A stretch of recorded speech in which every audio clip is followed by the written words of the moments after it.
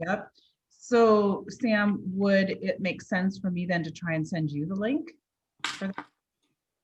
Would, you know, so you're the host? Yeah, I could. Yeah, that could work. Let's see. I'm gonna try it again. Okay, next one. So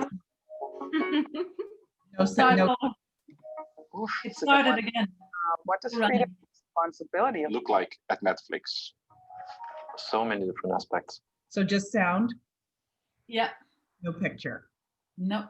Okay. All right. So I'm gonna just pop the link over to you in the chat, Sam. Okay, I'll try it out when we get there. Might be able to see it.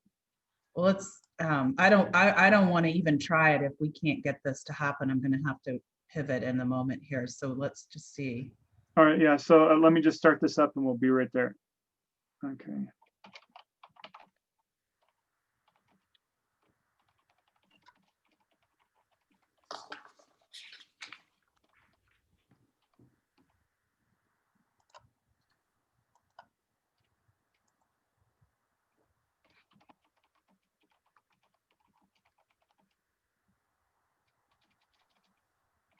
Like, what is happening here? I can't. Let's stop sharing. Let's try this. All right. Yeah, I was reading Netflix's Glassdoor ratings, you know, because they're the iconic freedom company, right? You know, in terms of their two core values, freedom and responsibility. And this really speaks to the topic we're talking today about, like, well, if it's a free for all, and there's total freedom, you know, how do you have the structure and the consistency to run a business?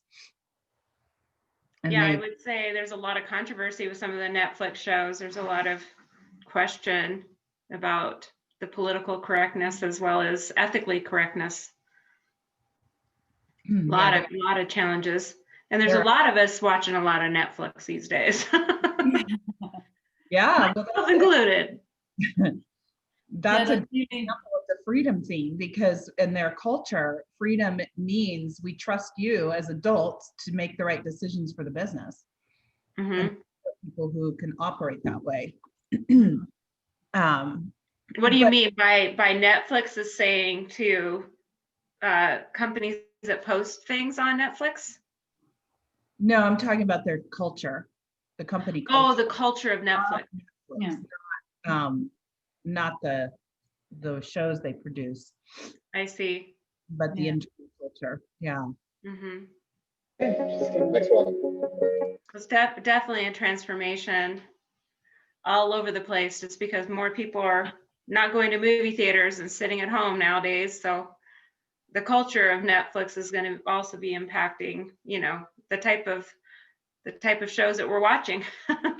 Okay. Yeah, sound is there.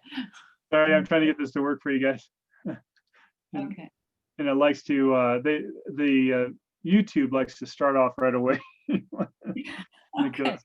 Yeah, I did send you the slides if it wouldn't work, but it did, as I noticed. You saw it? I didn't see it. There we go. Yeah. So Sonia is on, she'll get a little preview. Hi, Sonia. There we go. Let me see if this works for you. Next one.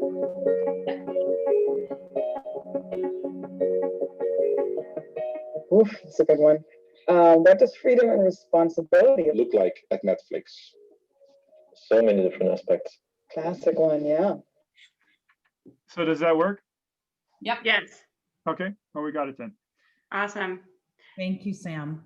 Sure. I also find it interesting that how much our society now watches YouTube. I mean, it was interesting because before my teenage kids, never watched any TV with the parents, never wanted to be in the living room to watch TV. It's like, what are you doing? Watching YouTube. It's like, well, they're just short 10, 15 minute, video clips. Well, now I catch myself. I'm learning how to watercolor. I'm learning how to paint my cabinets. Yeah. I'm learning how to fix my my disposal in my sink. Yep. because Yeah. it's all jammed up and I can't figure out how to hire. Yeah, I got one of those present. You probably saw my post. I got one of No, those. but everybody has that tool. Well, it's funny because, you know, I know I made myself look very blonde, us blonde girls here. But I was like, well, there's got to be a way to unplug my, you know, my disposal. So I found the little Allen wrench thingy and did it. And I've actually used it a couple of times. So I feel like a super genius now. You are. You are. I'm a handy woman.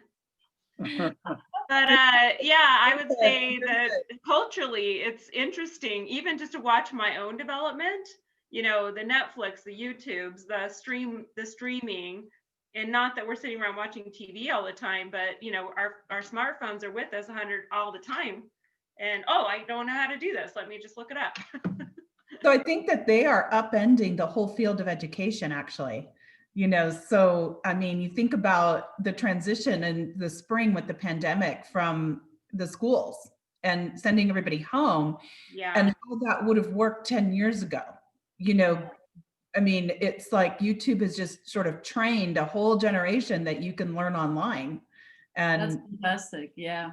My son had a test in maths 2 days ago. And as he is on this age, I think, I mean, on the evening before, you know, he came down in a sort of a light panic, like, oh, I don't know how to do this. I don't know how to do this. And I just heard myself say, very relaxed, well, there must be some tutorial on YouTube about that. Yeah. And he looked at me and he said, oh, yeah. And he went up. You know? Yeah. But it's like you say, Shar, it's, you know, I'm surprised myself to hear myself say that. And Sure. it opens a whole new world to people. My son actually created, so he had a test in Spanish. And so he's been creating like these cartoon animatronic thing, you know, videos. He has his own channel now. Oh, And, wow. yeah. And so, well, I guess he's spending too much time in his bedroom, but he actually created for his Spanish test a whole cartoon of people talking in Spanish. Oh, fantastic. And different languages. And instead of, you know, so even their tests and how their exam of applying their knowledge is even changing. Designing. Yeah, it is. Designing videos and things. This is what Lisa and I already have been talking about, how cultures change, you know, and how people shape the culture. And if you know, buildings are empty, so the culture is out of the building, you know. Yeah. And this is what happens in schools. And so this is great because new talents come. But if you then look at this new generation, you know, and in the way we used to do things, and then there's this generation coming. And I was at a senior center a few weeks ago, and they tried to appeal new young people, and they were not even having a computer in the staff room, you know. And I said, how do you want to do this? You know, how do you want to explain to young nurses who do everything online that you still have a fax machine? Well, hey, I'm going to interrupt you, but that is exactly what we're going to talk about today. And this is exciting. So hello, everybody. We are so excited to have you join us again. Yes, it is another Wednesday, Mountain Time, 10 a.m. People Strategies Forum. We're so excited. We have been rocking and rolling with this for the last, since March, actually, just going through ways of creating thriving workplaces, innovative, creative, dynamic, things that you've never, well, maybe you've thought about it, but now we're applying it in a different way. I think things have changed so much, as we all know, that traditional people strategies, talent management strategies must and will change. And we are here as a leading edge. So hello, and my name is Shar Miller, and I'm hosting this People Forum today. And just to tell you again who we are, this is my team here. We are with Comp Team. Again, Shar Miller, I am a people strategist. as well as I do career coaching called HR with a Heart. So I help people changing careers. And also I'm happy and proud owner of a company called Rocky Mountain Health Advocates, where we apply all these people strategy forums and information. So also Sam Reeve here is a reward strategist, and I'm telling you, totally progressive, cutting edge information around career architecture and compensation and total rewards. And his team has been the pivotal driving force of helping us get these forums going. And then Lisa Jackson is a culture and employee experience expert with that works with CompTeam, and also is the founder of Corporate Culture Pros. And I'm telling you, she's got some amazing information I never thought of in my talent management career around transforming culture. And then also Sumit Singla is one of our colleagues. I'm not sure if he's going to be on today, but he has got an amazing experience in corporate culture. And so also he's from India, so he provides that different perspective as well. So I just wanted to get going as far as what we're going to be talking about today. We are so happy to have Lettie join us, and she is the founder and owner of TMA. Is it Theunissen. Theunissen, should have got that pronunciation right. She's Dutch, but she lives in Germany, and she is going to tell you a little bit more about her, but she has just been wonderful, and I just enjoy her approach. As you can see, she talks about psychological safety, team collaboration, and she also has a very heavy hospital and healthcare background, which is one of the more challenging fields that I believe. So she's going to share her insight there. So just want to talk about today, we're going to be going through a very open collaborative discussion, and Lettie and Lisa are going to be talking about workplace revolution, the freedom movement. And I'm telling you, more employees and leaders and not just employees, but just people that work with our companies want freedom and expect freedom. And employers really need to think about how we're going to revolutionize the way we operate. So this will be a very exciting conversation. And then of course, Sam and I will also interject our words of wisdom around these topics as well, and have an engaging conversation. You're going to notice at the bottom here, we have a chat, and please engage with us. Let us know you're here. Please don't be shy. Let us know some of your thoughts. Also, any stories, samples, information, insight, links, anything you'd like to share. We'd love to hear from you. Also, there's a Q&A button, so if you want to ask a pointed question, we will definitely watch the chat throughout the conversation today. We will bring up the points that you discuss and make them part of our conversation. Also, we have a poll, and the poll is going to give you a gift of our time. So one, you can get a free TMA assessment with 1-year portal access. That's an amazing tool, and I'm telling you, it's so innovative and progressive in how you transform your talent. You must take it for yourself and learn about that. Also, any one of us will be happy to talk with you. 15 minutes of our time. We are very generous, so it's probably going to be more than 15 minutes, but if you want to meet with us, please do that. And then at the end, I'll show how you can get access to that. Also, you can find us at comteam.net. And then also, we are live on Facebook, as well as we're all over social media. So LinkedIn with us, connect with us, share, and invite your colleagues. So without further ado, let's go ahead and get rocking about workplace revolution and the freedom movement. And I'd like to kick it off. Hi, Lettie and Lisa.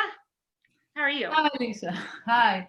Oh, it's great to be here again. I was already invited once to be with you, and very much looking forward to it. Hi, everybody. My name is Lettie Theunissen, officially Schuiten behind it as well. As said before, I'm Dutch, living in Germany, and where love and relationships take you. And I'm owner of TMA Theunissen, and what I do mostly is my most important thing I do is empower people, and I do that through talents, but I go into organizations, guide them with their culture, and my most important idea behind that is to help people to be able to do it themselves. So feedback, psychological safety, create an environment where people can learn, and is so important, and especially in this time. I'm very happy to be today with Lisa. And hi, Lisa, just say hi to you. Hi, Lettie. It's so great to be here with you. And I love the fact that we've had some opportunities to, as we were preparing for this, really talk a bit about, you know, our respective beliefs and insights about this topic. And I'm really very struck by how humans are just human. You know, you're in Europe, you work in Europe, you work in a completely different industry for the most part than what I work in. And yet we just have this amazing alignment around what is happening in the workplace today. And this topic actually evolved from our conversations. It's a sort of a bold topic, but we really wanted to capture the flavor of the discussions that we were having between us as we prepared for today. So it's a little bit of a departure from the, you know, how-to list of getting people compensated well, which thankfully Sam is an expert on.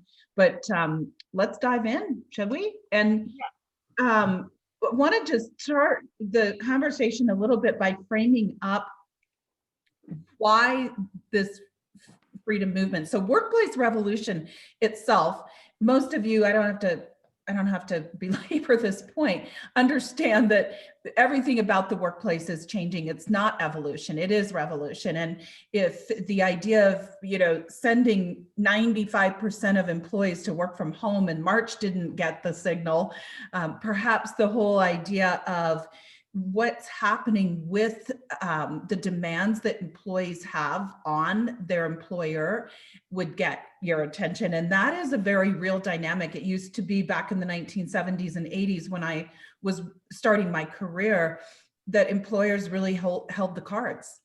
And that was, they sort of had, I guess, I don't want to say an attitude, but certainly there was a pervasive mindset that you should feel lucky to have a job here. And I think there's still some of that goes on, but the labor pool doesn't feel that way. People increasingly feel like they own their time, especially the younger generations, but that's really permeating even into my generation. I'm a baby boomer. I was born in 1962, so I'm right on the cusp between Gen X and boomers, but I have watched this evolution. And so how can a culture, this is the real question that Lettie and I spent a lot of time discussing, offer a culture that promotes individual freedom, so creating that self-expression, and, you know, diversity, equity, and inclusion is a big theme. And so this, how do we ensure the individual rights of the person while we ensure the right structure and responsibility for growth, innovation, customer satisfaction, like especially in a larger organization, it could be chaos if you have everybody deciding every single day what it is they really wanted to do. So that's our power question for today. Lettie, why don't you add your thoughts to that while we're getting Well, I think you've already said so many interesting things, but what we hit off is that you know, cultures are sort of demanding to change. You know, this almost paradigm change you talked about. It was always thought of, you know, from people being happy to have a job to, you know, employees becoming more and more aware of the fact they should be happy to have good employees. And this is something that takes time, but especially now, you know, people who are maybe so long in certain jobs and doing that, and then all of a sudden they went into home office, and you know, with all the problems that came with that, but also all the good things that came with that, and organizations forced to change their way from power and control to being forced to let go. But you know, what we talked about a lot was, you know, real freedom also needs rules, you know. And I remember one night that we started talking, I asked my husband, who's one of the person who was always in the office and and where his managers would even check on his time to see if he was online long enough, or didn't he make too many calls or whatever. And he came home from work, and shortly before I started talking to you, I asked him, just out of curiosity, so what should your organization do for you, actually, to make you feel attached, and make you feel proud of where you work, and would make you spread the word about this is the place for you to be. And he said, well, acknowledgement of my work and my freedom, and so this is what I thought is and there is no blueprint for organizations. Sorry, people, but there is no blueprint to that we can give you, that we will give you today, that you can say, okay, if you do this, this is what will happen, and you have a culture of freedom. That's not how it works, because people, first of all, people create a culture, and second of all, the culture in the US is a different one as in Germany, for instance, or as in Holland. As we talked about, Mercedes in Germany is a different firm as Mercedes in the US. And if you want to get a culture that suits the people in there, you need to look at the culture in the US. But there are certain things you can do. And we wanted to ask the panel a question, or to ask the people visiting today a question, Lisa. Shall we drop that and see what the people in the chat say about that? Yes, and I meant to have this up on the slide, everyone. So if this is something that you need to just jot down, I'm going to say it a couple of times, but here's the question. We're actually wanting to poll you on this, so we didn't create a formal poll, but here it is. What should the organization do for you that would make you say, this is the place to be? I am so proud to work here. So I'm going to say it again. What should the organization do for you that would make you say, and I'm asking you as a practitioner, not on behalf, or as an employee, not on behalf of your employees, but you personally, what should the organization do for you that would make you say, this is the place to be? And we'd love to hear your pop-ups in the chat. I think that something, as you're answering that, I wanted to also say in the idea of how did we get to this place where an entire generation demands this flexibility, this freedom, this ability to choose their own time, and that they own their own time. And when I was working back in the 1980s, I remember having a lot of friends, younger friends in particular, I was in my 20s then, whose parents were laid off from work. And this was unheard of, right? So my dad grew up, got a job after college, and he worked in the same industry for 35 years. And that's almost unheard of today. I mean, you're still seeing some of the later stage employees like my age that are moving in, and a little older, that are moving into retirement, that may have had the same company or job, but not very many. And really what happened is the psychological contract of work was changed. It was literally broken by these massive layoffs and downsizings under the banner of re-engineering back in the 1980s. And so this younger generation of millennials watched their parents grow up, or grew up watching their parents come home one day and not have a job anymore. And that obviously had ripples into the household. And so I think that was one of several dynamics, and maybe some of you would have additional thoughts on what dynamics produced that. But that was a big deal in terms of breaking that psychological contract. But the employer never really adjusted their attitude about it. It was more the employees, right? They're coming into the workplace and saying, there's got to be a different way to approach this relationship. And I think the other side of it, if we look at the Maslow's hierarchy of needs, we refer to that so much here because it's such a good description of the evolution of how needs work. And what the point I want to make here is that my children, and certainly their peers, were raised with so my parents actually really had to deal with some of these lower level needs through their life. My grandmother lived, and my mother was born at the end of World War II, but my grandparents lived it. And so these were very big values and themes in that generation. My kids were raised much more with inclusiveness, belonging, the idea of your voices matters.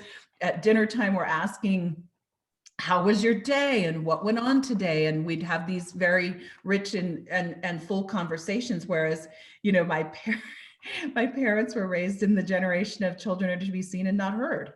So we have evolved not just individually, but as a society into these are the expectations now in the workplace. So is there themes coming in the chat? I'm not checking it just to. Yeah. Well, the interesting part is about what you're saying is that there are a lot of responses. If I see, leaders must walk the talk, but also respect me for my strengths and what I bring to the organization, understand and value that I am a person outside of work as well. Trust and valuing your work, I would say. How the organization and our efforts are making a positive impact on the world. Not feeling you need to change who you are and value your contributions. So it is very interesting because it is a lot on this higher area of if you look at Maslow's pyramid. It's about belonging, it's about self-esteem, it's about, I want to contribute, I want to be seen, and I want to be heard. And those are the needs. I want to grow, right? That's a big one. I want to be able to. I want to grow. Look at my job should not just be something where I come every day, punch a time clock, go home at the end of the day and collect a paycheck. I want to actually learn and grow through my work. And what you're saying is, and Maslow, there's already a seventh one. That's the transitional. That's the great one. That because at the point, the highest level people could reach, I've heard, is if you even want to help and transfer your knowledge to others. That's the highest level. Knowing that there are many more models and there are many more ways of looking at it. But one of the things we seem to do, and this is in a time like this, is that we cannot go any higher, that's what Maslow said, on this pyramid, if the first three needs aren't met. If I don't feel, if I don't feel safe, if I'm not healthy, if I food and water most of us have, but it's a way we cannot really grow. We keep going back to get this first needs met, and this is a way that I think that you could see that this not only counts for persons. This is the way organizations function as well, and organizations have their needs as well, and. At the TMA, we look at the needs of people and we call them drives, and that's different. There are 22 needs people have, 22 drives people have. And but one of the most important things, and maybe you could go to the next slide, Lisa, is that we look at how do we match these needs? One of the most important things to do, I think, in this time is to see what are the people needs, what are the needs of organizations, and because we know that they bring performance. This is engaged behavior. Then I feel acknowledged, I feel contributed because my needs are filled, and the organization can grow as well because their needs are filled as well. And I think it's one of the most important things to do at the moment because, Darwin already said, what we need in times like this is to adapt. Because, only the ones that can adapt will survive, I've heard. And so if we can adapt and match that, people could grow and organizations can grow as well. And I think this is the freedom of work where we talk about. And I think that one of the things I want to add to that, Lettie, is this idea of needs. Unmet needs have a way of getting themselves met in human beings. You talk about Darwin and evolution, but at the simplest level, if I am driven by, so, and I think that what we're talking about now is that there's a lot of needs that just have evolved that our parents and grandparents really didn't have. They might have been drives, and we're going to talk about the difference between talents and drives in just a minute here, but they were not, needs have evolved. And if they're unmet, they will leak out in other ways, right? So we were having this funny conversation about, I asked Lettie the question about what are we talking about with between talents and drives, and there's these fancy words that we're using here, you know, that kind of culminate in needs of the people. Yeah.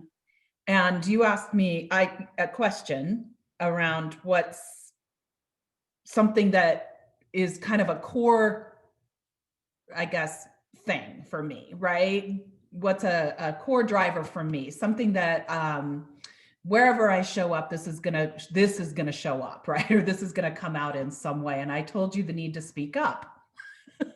Which is why I'm here. And we try to, you know, I try to find these places to speak up, and, you know, hopefully people are finding value in it. But honestly, while I want that to happen, that's not the drive. It's the being able to speak up, right?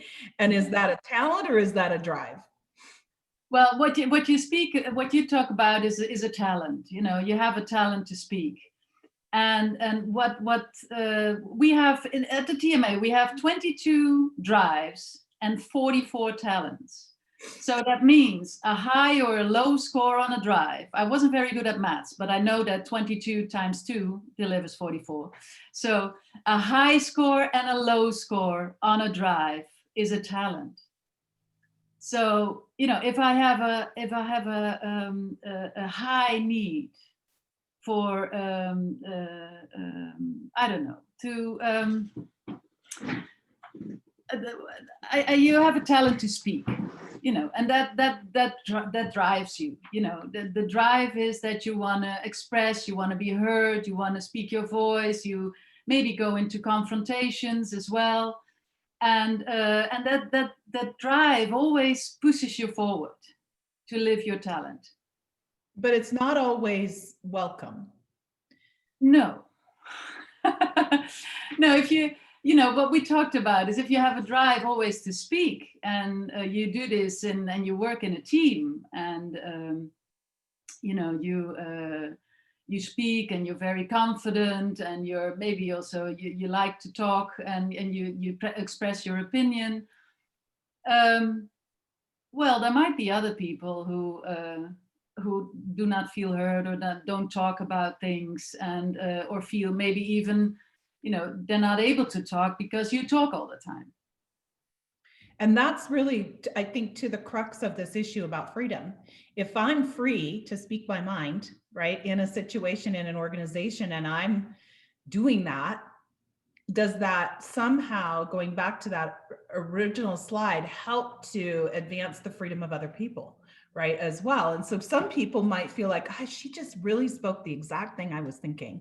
Other people are like, I wish you would shut up, because not only do I have something to say that I'm not going to say because I've been asked and I won't say it, right, in a team or public setting, but I don't agree with her. You know, and so and how do you get that voice into the mix? And well, I think that is why we need a feedback culture, and that is why we need to talk about needs, you know, and about how we give each other feedback. And if you are aware of your needs and if you're doing that, you might even be able to say this in the team. People, please, you know, I always speak my mind. There's something in me that drives me to do that.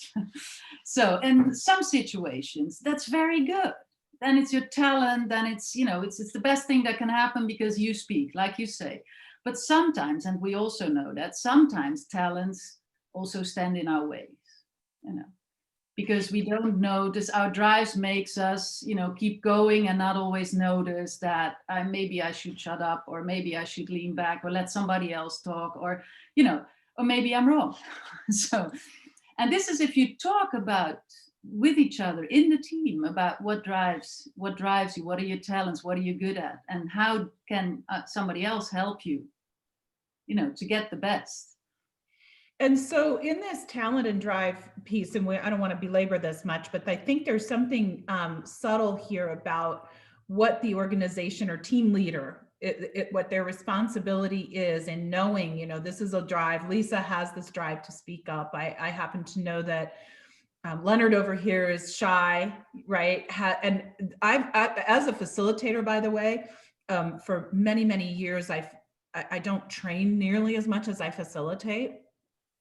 I have tricks and tools to pull out Leonard's voice, you know, and to get that voice in the room. But I often have found that person who's just sitting back and not saying anything, and then, you know, the conversation's swirling around and lots of people are going back and forth.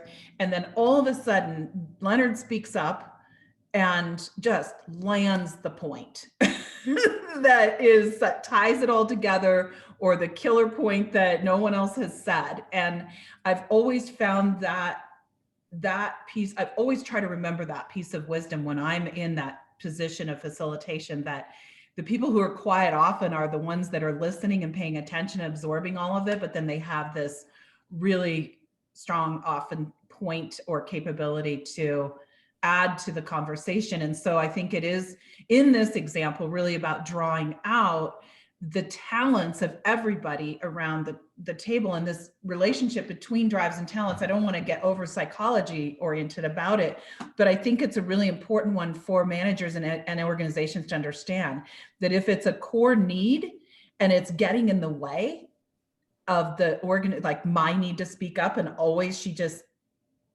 puts her voice in the mix, and sometimes she needs to hold back. To me, that's where the whole realm of coaching, you know, comes into play, around how we actually turn those drives into talents that are unleashed for the organization, rather than just me having my say, me having my needs met. And there are tools to do that. And I think that matches what you were talking about, you know, at the very beginning, and what you said later on about how your parents grew up in the work world, to say, you know, the turnover is enormous. So we don't always have the time to get to know each other, and or create an environment that is safe enough to talk about this. And especially now with, you know, people moving around, people being in and out of the office, not seeing each other. It is important to create an environment where this feedback is learned and talked about, and people get to know each other. You know, this is what you hear all the time, you know, knowing each other, you know, each other's strengths, and to work with that. I think that is so important. And this is what we are talking about all the time, is that you need to find an alignment about what the organization wants, what they need to find, where they want to go, what their goals are, and what roles they need for that. You know, if I'm running a big hospital, I need medical people. You know, I don't need a translator for Russian, or I have to be in Russian and find, you know, a Russian doctor. But, you know, find the roles that would match your organization, but also think, what kind of organization do you want to be?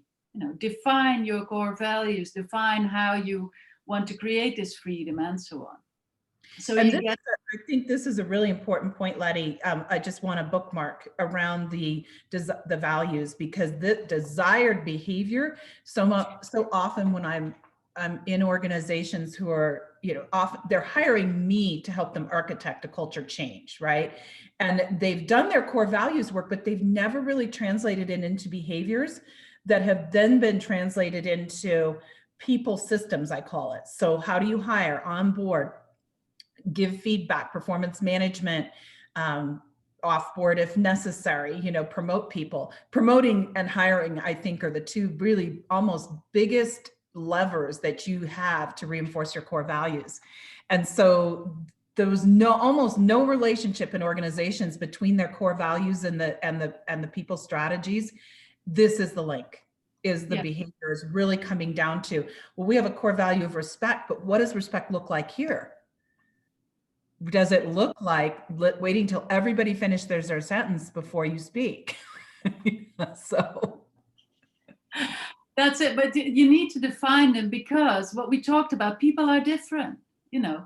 And if you talk about certain behaviors and certain values, you need to talk about them, because your value in a certain area might be different as mine. And if we don't discuss them and have them on the table, but it's also something that it's not only the organization that comes with their values and their talents and so on. So what you need to do is to find the alignment. I'm pointing at the screen, but it's make, you know, appreciate the person that comes into your organization. But it's not only about hiring and promoting, but it's also the people you already have. They have a very big need to work in their talents. We've seen it in the chat. Everybody wants to be appreciated, valued, seen, and so on. So what you do is, the game isn't that difficult, actually. What you need to do is match them. This is what the needs of the organization are, and this is what the needs of the person are. To, you know, I come in, I do this very well, and people grow if they can work in the area where they are. So now we have, yeah, sorry. So I have a quick question. So, you know, we were talking, you talked a lot about the understanding the needs and the drives of the individuals that work for us. And I know that there's a TMA is one way, but there's a variety of different methods. I mean, what do we need to do as leaders of an organization to understand what all those drives and needs are? I mean, what is the mechanism for that? I mean, because some of these conversations can be a little uncomfortable if we're just coming out of the blue on it. So how do we address that? Well, yeah, sorry, Lisa, go ahead. I want to make one central point around this, and then Lettie, I'd love to hear your response to it. I mean, so the slide that's up here now is showing the same model that we just looked at, only with the blue triangle shrunk. Yeah. And I think to Sam's point and the question about how do we actually assess and put into play a person's talents and drives, I think it starts with the mindset that it matters, actually, that you actually have a CEO and his or her team that understand and believe that people's talents are the innovation engine of the organization, that are the execution engine of the organization, that matters. Because what's happened up until the millennial generation was that this was where the power lived, and this is where the focus lived, and that the individual's needs really weren't that important. They just didn't matter. Is that kind of how you see it as well, Lettie? Well, I think this slide is what it is in much areas reality. I think we already had a great move, because many organizations are doing okay, you know, and a lot of employees are doing really okay. And but what is needed is that the paradigm was always be happy to have a job. And I think what changed is in time is with this all is that organizations need to think, and leaders need to think about how do I keep the people I want to keep? You know, how do I bring in talent? How do I engage with their needs? And how do you do that, Sam? I think simply ask. Start asking. And sorry, Lisa. Yes, you know, treat them like a human being. Yeah. And it's involve people, ask, you know, go around and ask people, how do you feel? Do you feel you can contribute? Do you feel you can learn in this organization? You know, ask people how they are. And it's not only about doing the job. It's also about are your needs fulfilled? And is there something we can change to make that happen? You know, and I think that so to this point, that what I've seen is a lot of, I mean, billions of dollars have been spent on employee engagement surveys to ask, how are you doing? How are you feeling? And what do you care about? And the vast majority of them, nothing happens after the survey is filled out. There's rarely even feedback that comes back to the employees that says, this is what we learned, this is what the leaders, felt about that learning or thought about that learning, and here are 3 things that we're going to do differently. And so it just ends up again with that feeling of like, I dressed up for the party and no one else showed up. And so I think that's a big piece of it, is that it comes back to, yes, ask, yes, care about people as an individual, and really shifting that mindset in the power centers of organizations, that the people in the organization have the power to make your business sing, to make your business thrive. And it is seeing them and their talents and drives as equally as important as what the organization needs to accomplish. And when the organizations that have done that really well, that freedom and responsibility theme that we've been playing with all the time, we're going to talk in a minute and show you an example at Netflix. They're one of the iconic examples of this, but it seems a bit daunting, but it's really simple when you boil it down to just care about what people bring to the table, what they think, what they feel, and get curious. Yeah, because this is what the next generation demands us to do. Hi, Shar. If you see, yeah, hi, Shar. You want to ask a question? No, this is what sparked me. I think about your teenage kids. Some of us are parents.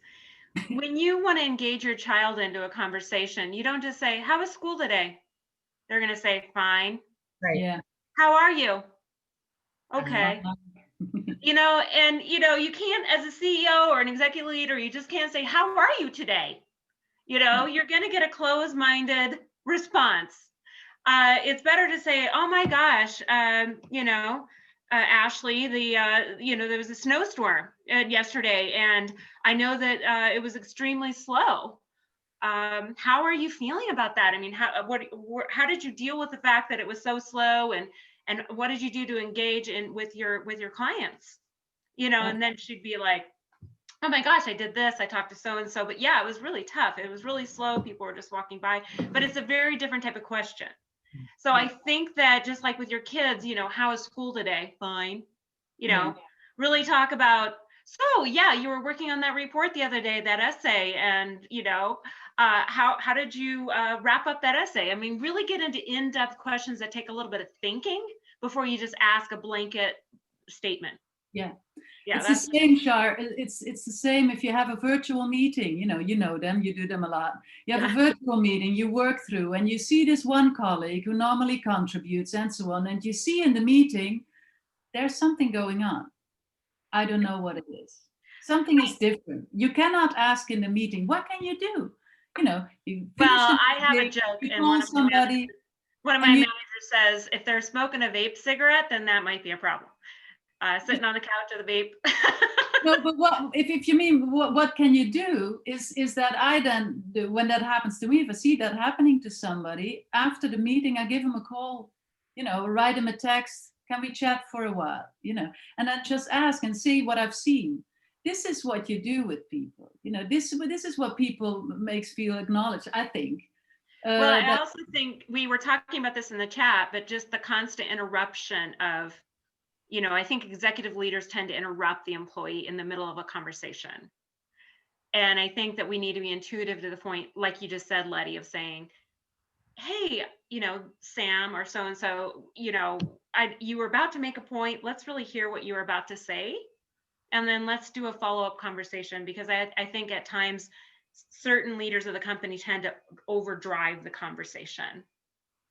And that does not create psychological safety and really understand the need of the employee or people of our companies. And there's this that some things are just, you cannot do them online, or you cannot do them in a whole meeting, which you normally might could do. If you leave the meeting, you walk up to somebody, or you have a small chat, or you ask about how's the family, how's this. You can't do that online. Like Lisa said so beautifully, if you in times like this, the culture is built by the people. and the people who give meaning to it. Is as an organization, ask your people how they experience their culture. Do you feel involved? Do you feel taken care of? Or, it's not that difficult. But what you see, I've heard it today. I did a feedback training with intensive care nurses today. And, they feel so much often not heard because they're in a very hierarchical organization where it's still also hierarchy in positions. And sometimes one nurse said today, she said, I tried to give feedback on something because I saw something happening that I thought that isn't right. And the doctor just said to me, who do you think you are? Asking me, and this is daily reality. So, this is what Lisa and I also talked about, that you can make the most beautiful ideas about how it should be, but the freedom movement is not a hippie movement, that everybody loves each other and so on. This is reality. This is not easy. This is not an easy thing. And so I think that changing cultures takes time and is something that is very difficult for a lot of CEOs without, judging or whatever, because you can't, just say, do this and this will go. But, and this is with the surveys, if you don't follow up, if you don't have the talks with your people about what they say, they ask, what's the use of saying? So. And this, I think really speaks to, we've had a couple of forums on this topic prior, and Howard was saying, you can't really, in the chat, you can't really create an engagement program that meets the needs of everybody. And that's part of the problem, is that with culture change, the same thing, we're going to try and just sort of plop this culture change initiative onto the organization and expect everybody else to just, absorb that learning. I think a lot of what I am seeing in the companies I'm working with, the clients I'm working with, is that the focus needs to be on management, and not everyone's cut out for it. So we've had this mindset over the last, probably 100 years, but certainly since I was in my career for the last 30, that you promote the person who is the best performer. And yet that is not necessarily the person who is going to be the best leader or manager of people. And so I know that Facebook has been experimenting with, and I think has a pretty good handle on, different dual career tracks, because it used to be that the only way that you could get ahead was if you got promoted up the ladder.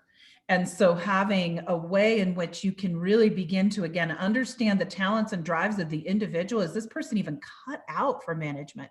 I tried to do so early in my career. I am a people person. I like people, contrary to my earlier confession about liking to speak, and you see me do it here and, be very verbose. I also really like to listen. And there's a lot of relationships in my life where I barely speak. So but it was not for me to manage people. And I knew that really early on in my career. And so I took a different path. And I think that is one of the things that organizations have to sort out, is, it's the most critical selection process in your whole entire organization, is who you put into leadership, who you put into a management position. Are they willing to cultivate the coaching and development skills that bring out the best in people? I read an article, Lisa, about, I didn't finish the article, so I cannot quote correctly or completely, but in HBR, that especially the military changed their recruiting system and their way of how they decide who to take and who not. They went from 1 hour job interview to a 2-week process of interviews done by other people as well, really getting to know each other. And I think we talked about this, about the voice, and this is also the voice, the talent show about the voice, the people listening and saying, I want you. And then the thing happens is that the candidate also has to decide who he wants to go with. And this is also part of the alignment. It's not only about the decision of the organization, just be happy, we want you, but it's also about empowering people to say you have a decision possibility here as well. And it's Yeah. also a decision. Which culture? I had a client who they were getting ready to hire a new leader. The previous one had resigned, had gone to another company. And this guy who resigned was beloved. I mean, he had turned that department around in the organization completely from being super unproductive, low performance, low morale, and he had come in and in within a year, it was a completely different organization in terms of their KPIs and their attitude and morale. And he resigned right before, right before COVID hit. And I was pleading with the head of HR, who was a very power trip kind of individual, please let the people in the department interview the leader, the leader candidates. So you can come up with a short list of 2 or 3 people, but please make sure that they feel that they've been part of that process in terms of selecting who is going to lead them, because they've been through a massive amount of 180-degree flip, and then you're going to just select somebody new to come in and take over. They should have a voice in that. And I wonder what people are thinking as I'm saying this, and if you want to pop that in the chat, because it's a little bit controversial to have employees of a prospective manager, even if it's a promotion from within, have a voice in that and have the ability to speak up and say, I want to have the opportunity to interview the person that's going to lead me. That's a pretty big paradigm shift, isn't it? It is. But to be honest, Lisa, this is the way I did all my job interviews, not only for leaders. There were always people on my interview boards. If I did them, I asked them if it was somebody new from team, even also a new colleague. I would always invite one person of this team to join, because you don't want, if you have to have an idea about the team as well. And if people know each other, the strengths of your team, you can define them with using the right tools. You can see what are the strengths of my team and what do I need. So you look at it in a job interview as well, and you bring the people, the colleagues, and let them ask, because they ask questions that you and I, or as a manager, you don't ask. So that was a very important, and they had a voice in the decision as well. And I only did one time. I said, "You're gonna hire," and then I fell on my nose with that one.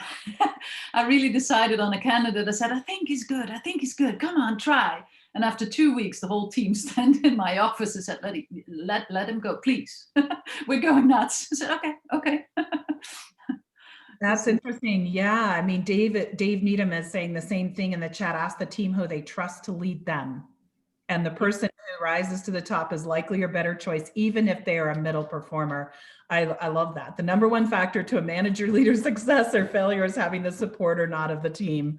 Is so true. And it's so basic, but it's still not done. There's still a whole lot of organizations and a lot of different industries that aren't really getting that piece into place. So wanted to show you guys a short video that I found on Netflix, for those of you who know about the culture of Netflix and the culture deck that they famously posted on the internet, which you can Google and find on their core values of freedom and responsibility and what they mean.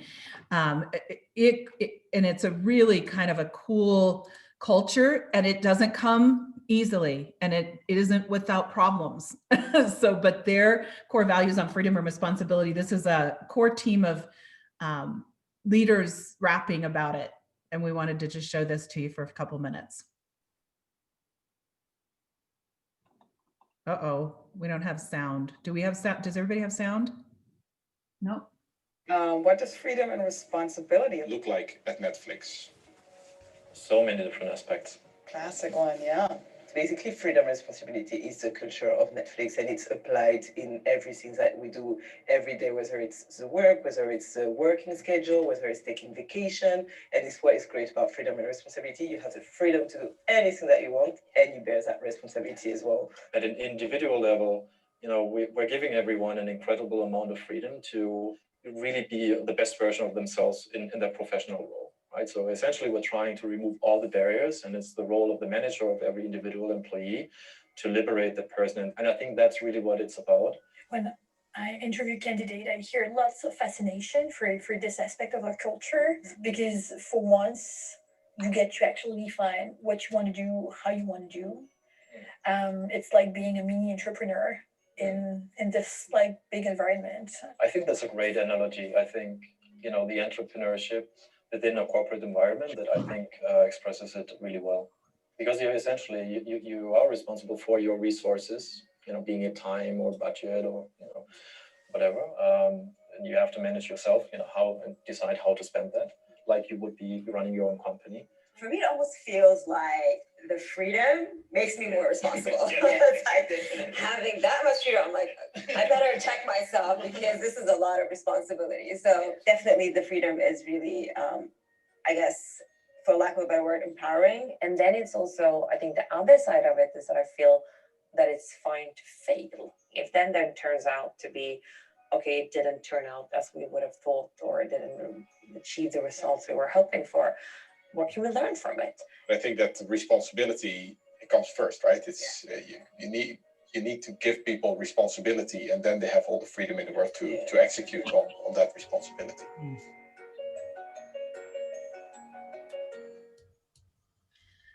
I love a lot of what they were saying, and those are some of the sound bites from there are absolutely parts of the training that I do with clients around how you get that balance right, and that idea of failure as a learning opportunity. But in so many organizations, it subtly has this feeling of it's not really, it's that you failed and that you actually were lazy or inattentive or missed something really important.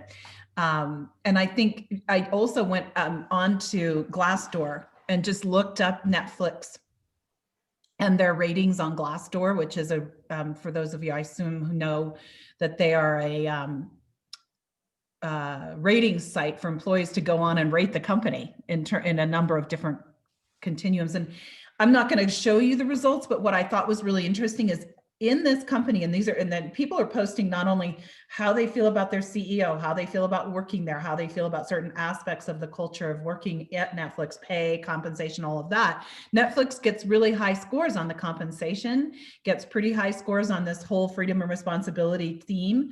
But they also talk about how there is still a pocket of leaders in the organization that, regularly say out loud, you should be afraid for your job every single day here because there's somebody else that would take it in a heartbeat. And again, that sort of, that doesn't necessarily create the psychological safety. And I think that it's just really cool for me to see that even in a company like Netflix that is taking on a grand experiment in this realm, there are still egos and problems and humanness, alive and well there.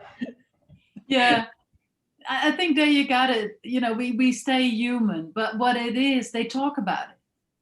And I think this is the main thing. If you look at especially around failure and all this, if you look in hospitals here in Germany, at least, they have this where people can put in their complaint, or where patients can put in a complaint. This is not done to learn. If a patient wants to give a complaint, they have to search where they can do that.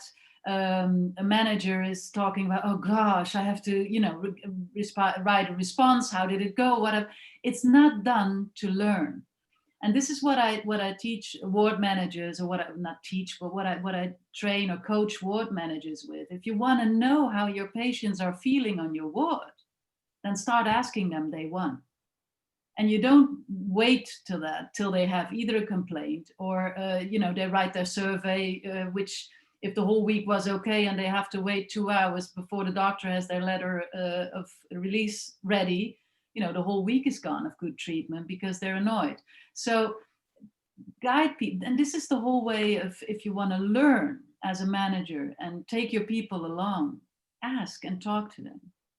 And so this is I think a very important thing, and learning to talk about it, that it doesn't mean if you thrive for a culture of freedom and responsibility that you don't have any other problems. But I raised my children with those. I never cited those two words necessarily, but I know that that was sort of the thing that was on my heart when I was raising my kids. They're 27 and 23 now. 24. My son just turned 24 this week. How did that happen? But that came with a whole host of other issues on the other side of it, right? So I didn't feel like I had, as a parent, a roadmap for that.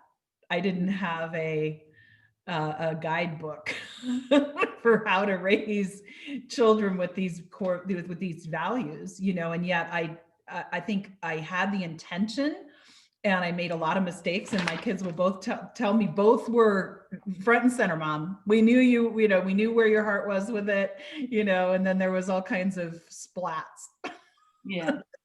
and I think this is what the new generations are teaching us in organizations, that we need to listen to their needs, and what you also see is that they force us, they show us that needs are important, and because they take the responsibility, but they have you know, we raise like, you go to work and you work, you know, you work for a company, you work, and they come with, okay, I want to work, but I want to look, where do I work?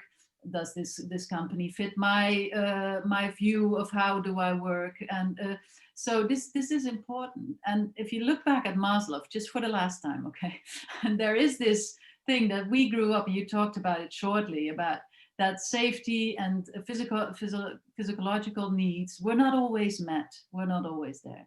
These new generations have this security. Most of all, our kids, you know, in the USA, in Europe as well, grew up with, you know, there was food, there was shelter, there was wealth, there is health, there is there are resources where I can count, and there's a family there, you know, I have my tribe where I belong to. So they start off right away by self-esteem and self-actualization.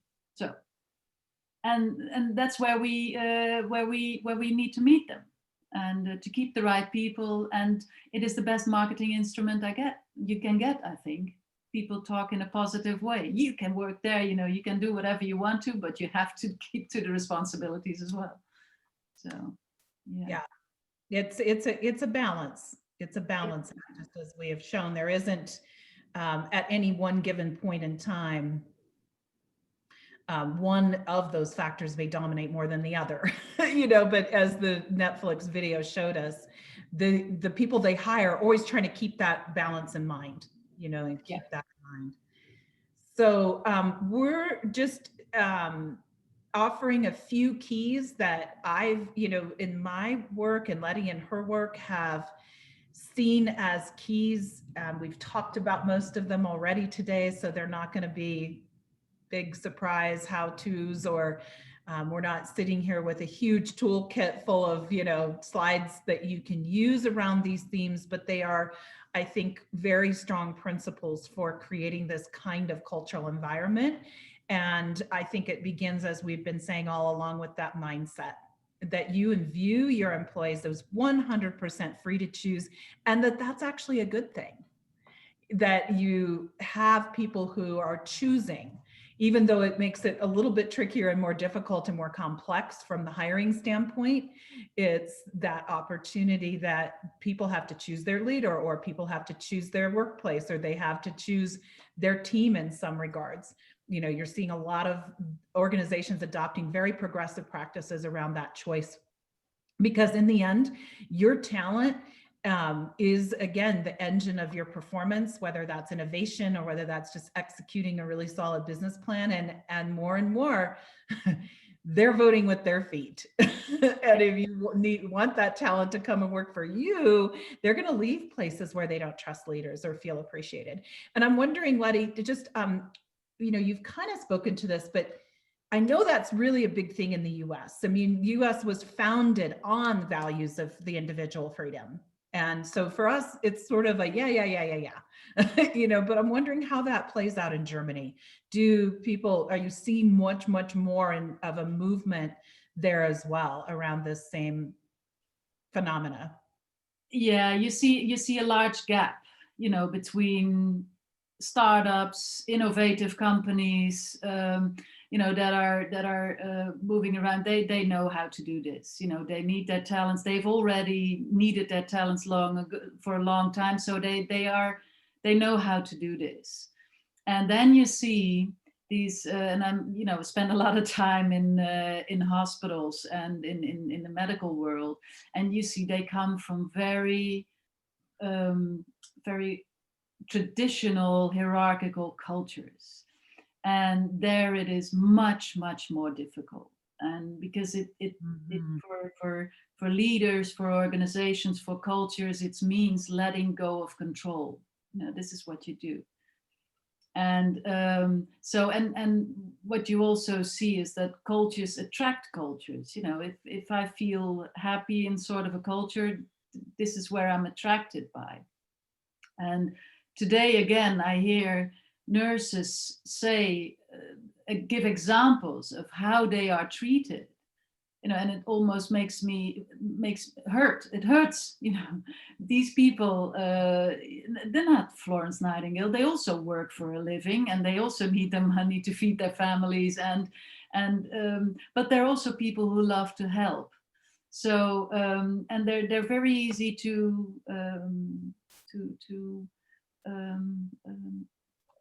use. They're not acknowledged for what they do, but they're never taught. So there's a long way to go. And I heard myself say to somebody, why do you let people say that to you? But why does that happen to you? You're the most wanted species in the world at the moment. Right, nurses, absolutely. So if you're good at what you do, you'll have a job tomorrow. You probably have headhunters calling you, and so it's empowering. It's also with a generation. Some people, not everybody is the same, so you don't see it in every culture. So people it's something to learn, and there come leaders.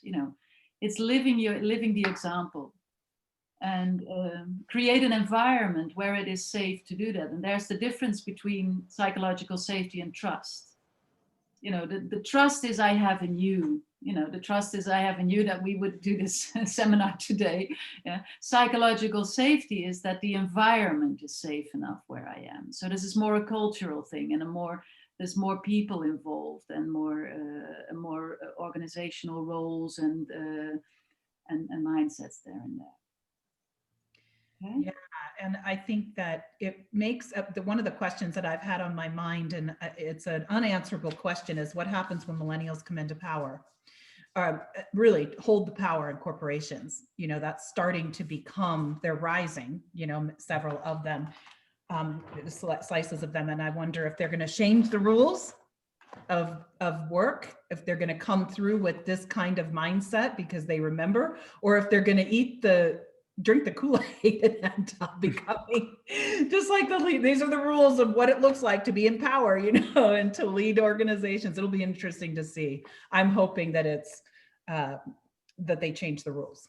Yeah, I think that we've already seen that millennials are very innovative in their approach, and so I hope that continues, definitely. One thing I really like what Dave Needham is saying in the chat about kind of reversing the way we look at this traditionally. And traditionally it's been more of a top-down approach, and what about a more of a bottoms-up approach, and looking at programs that support that. I think I think that's going to. What does that mean, Sam? What's that? What does bottom up mean? Oh, so basically, he's been talking a lot about choosing, or how the workforce or direct reports can choose leadership who's best I mean, we've been looking at, and this is often we see this approach in sports a lot of times, right? When they're in a lot of high school sports and so forth, the team gets together and they choose their team leaders and so forth, and that brings them together really in a very cohesive way. So, but of course, when we're looking at the needs of the business and what we need to deliver, I think there's some thought that can be a very big cohesive factor and driving teams. But what is the infrastructure that needs to be in place that makes that very effective? And I think that's the challenge that as we start thinking about that approach. Well, and I think that in the case of the client that I mentioned, Sam, I mean, it was literally that HR's job is to work for company compliance in this case. And I think that's not always true, but more true than not in organizations where the head of the human resources, everybody looks to them to set up these policies or to set these practices in place. And that head of human resources, this is a compliance disaster. Like if we let these people pick, it'll, open the floodgates and everybody in the organization is going to want to have a vote on who their leader is. And they're going to want to vote people out. And it's not a popular contest. And there was a lot of kind of narrative that was going back and forth, and so yes, it is a complex thought process. You don't want to just open the floodgates, I guess, to something that you haven't thought through, but he missed the point completely. Yeah. I mean, what would it be like if we were able to vote people off the island, right? What would that be like? And sometimes that, and sometimes innovation, especially in dealing with humans, is trial and error. I mean, there was the trial of holacracy and sometimes these things that can be done and rolled out in small samples and see how it works. But that's how innovation happens, right? Well, I think what is said and what came clear, I hope, in our conversation as well, is that you need to make rules, even if even if you do it bottom up, which is very important. I think if you want to invent something or you want to choose a new leader for a team, you still have to make rules about what are we searching for. We cannot just vote off because it becomes completely random. And one of the biggest problems we notice is that if you're in hospitals, for instance, if you're a good doctor and you're good at your work, you become a leader. You become a head of something. All of a sudden, you're not only responsible for patients, you're also for colleagues, and this is a totally different job. Yeah. So you have to, make clear what kind of competencies, what are we looking for, and bring somebody, because not everybody, if you do this bottom up, I noticed that too. If you invite people to join into selection conversations, for instance, not everybody is able to do that right away. So responsibilities also, if you don't facilitate, can create fear. Yeah. And so this is where we have to be very careful about. And so it's always asking the person, do you want to do this? Because otherwise you get a different force. Now all of a sudden everybody has to think along, and you're responsible for what you want to do. So there's this finding a new balance, and it's like everything. I think it's finding the balance. Mm-hmm. Absolutely. And also to having, Lettie, I think to having that facilitation structure, a really good facilitation structure is magic because it's unseen.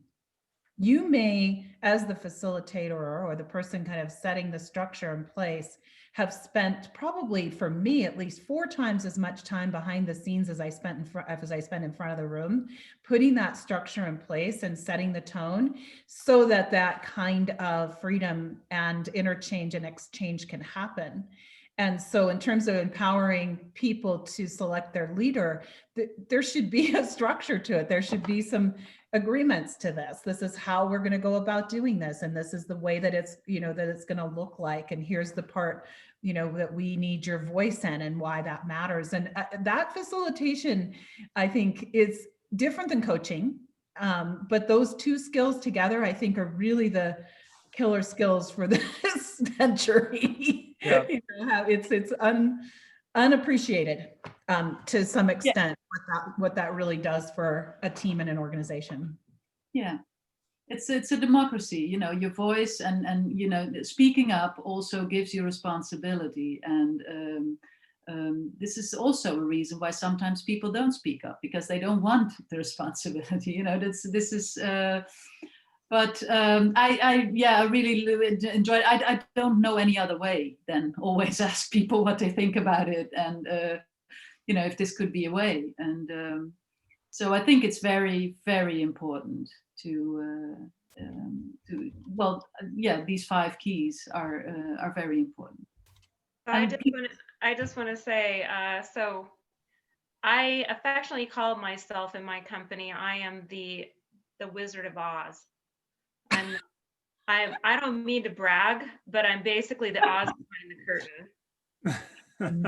And I am. Everyone will say. So it's interesting because during my staff meetings, because I do have a lot of conversation as the culture talent person in the company, you know, I think it's not even so much asking the question. You know, I think Dave mentioned in the chat, you know, ask people, who do they trust as a leader? Who do you trust as a leader? I know who people trust as a leader in my company. I know because I have frequent conversations with my leaders. I have dialogues with my staff, and I talk with them, you know, hey, oh, I hear you're getting married. Oh, I hear you're learning how to cook a new recipe. And I have these conversations, and employees know this. And it's funny because during the staff meeting, and you know, you just sit in we just had one yesterday. And since I have all these private conversations and I talk to employees, I just literally can look at the facial expressions around the room and see who the employees or the staff people are trusting. Because there's those they call them micro facial expressions. Yeah. And in fact, when I was doing some training years ago, you learn about, like, if someone grimaces or makes a funny little face or kind of eye rolls, kind of like your kids do sometimes, you know who they trust, who employees trust. But I think it's a finesse. When I talk about being the Wizard of Oz, it's not like I'm going to come out and say, you know, so-and-so, they don't trust you. You're the way you're talking or what you're saying. You have to use that coaching, the finesse behind the scene, like what Lisa was saying, to be able to go in and just diagnose what's happening, and then be able to translate that and coach the leader to establish that environment. And it takes a real magic, as you were saying. Yeah. So exactly, how is this done now? So when small companies, it's easy for the leadership to go around and have a conversation with a lot of the employees. But how does this work in large organizations that are dispersed across the globe and so forth?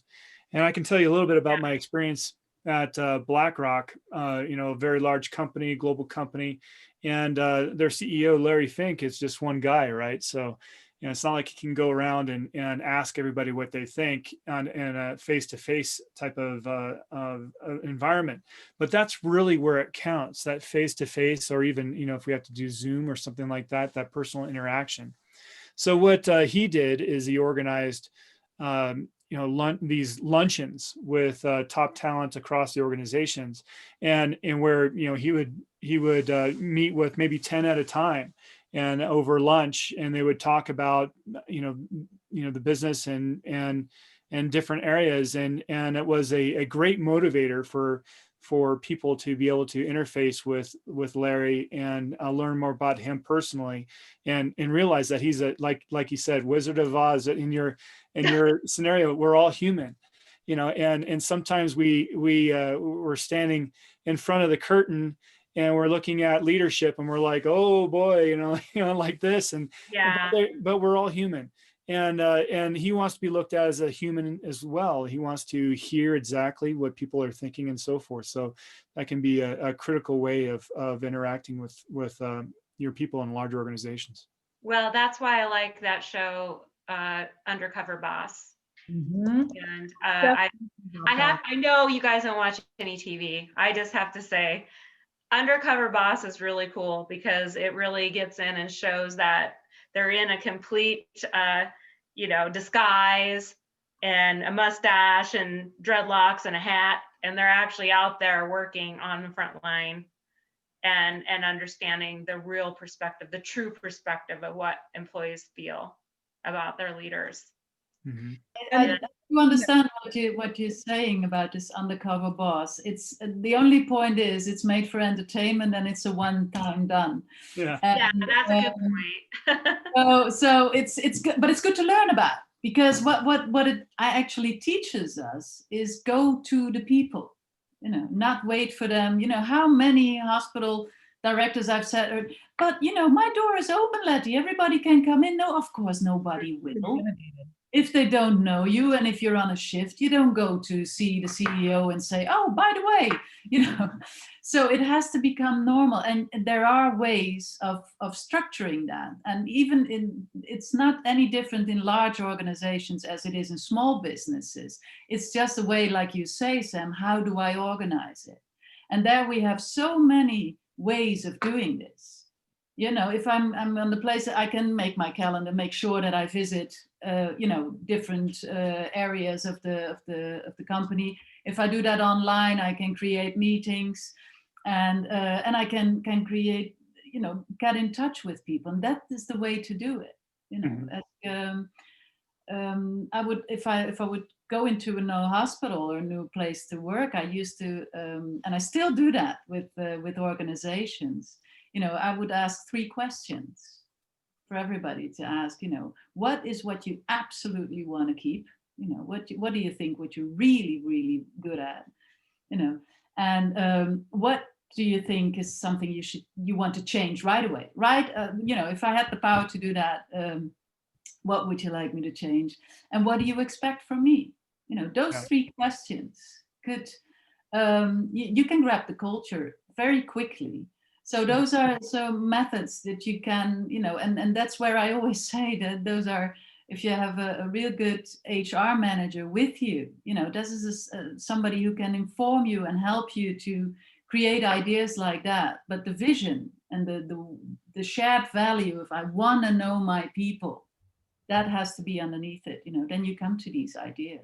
So I just want to say, I think the best way to be the undercover boss, back to what you're saying, Lettie, and I think Dave mentioned this too, how, you have to taste the food, I mean, a lot of times we say this is what, but we don't even know what the food tastes like.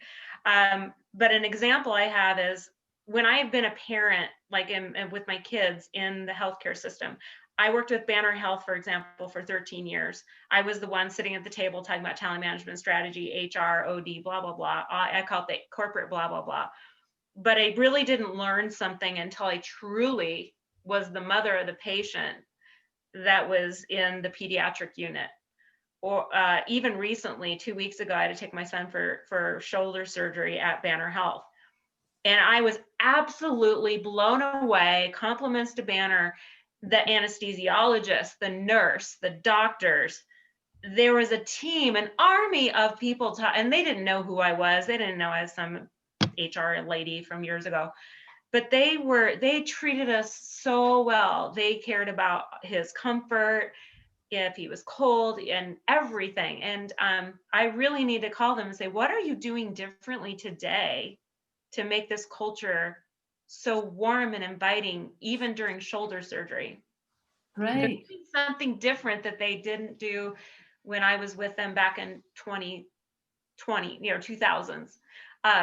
But yeah, it's like there was some magical thing that would create a cohesion, a sense, and talking about freedom, the empowerment, the autonomy to really make a nice experience for us during a scary, scary time for my son and me.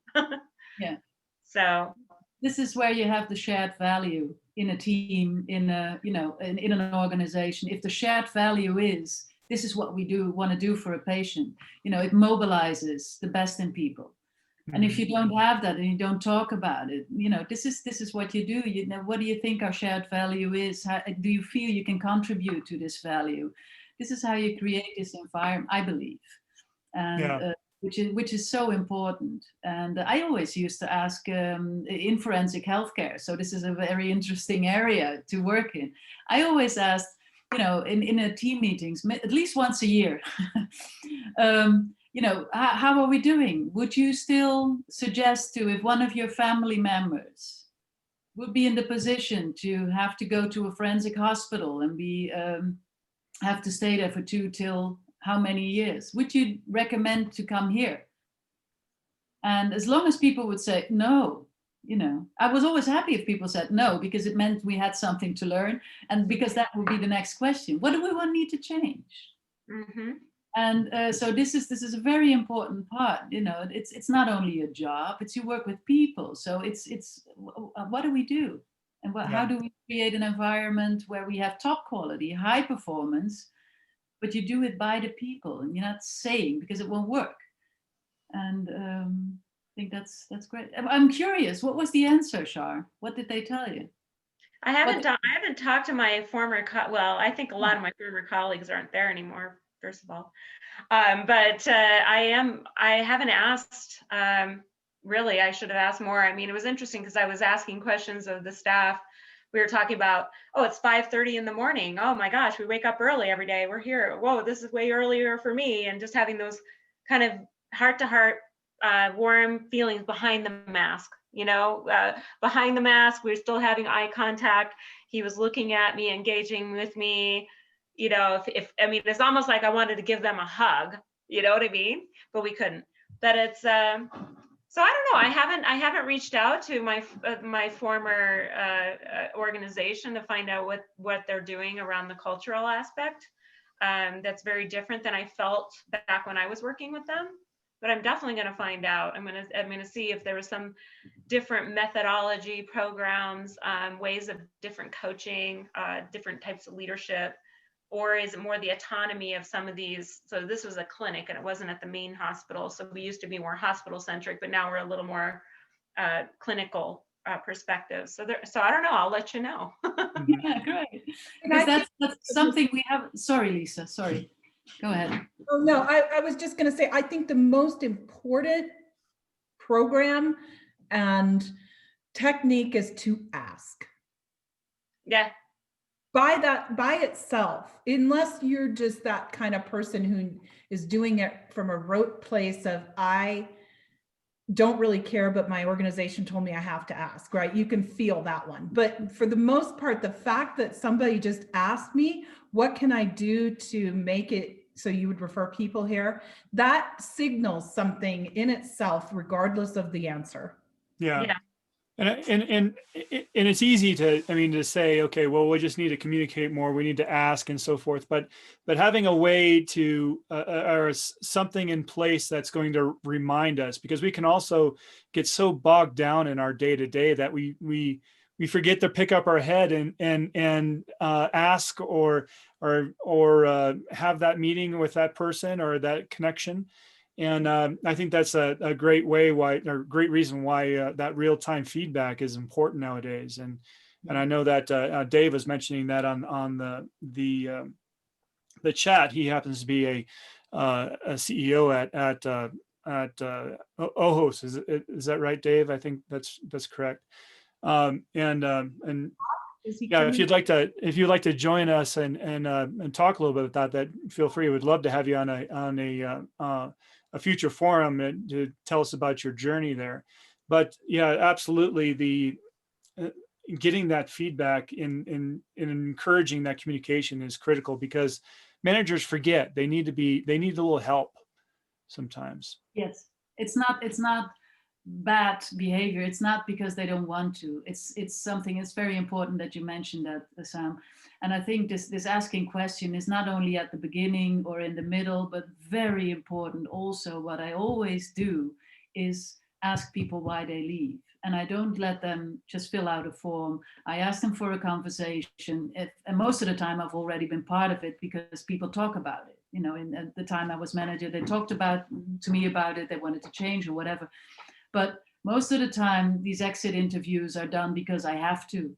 But if you want to learn, you know, you ask questions. Is there a way to keep you? Or what did we do that made you go, you know, if that's and that's important, because it's something that goes along the whole journey of this feedback loop, and this learning behavior actually from organizations and from people is something going through life. You know, this is not something that ends when somebody leaves an organization. I think it's important to ask, because the organization can learn.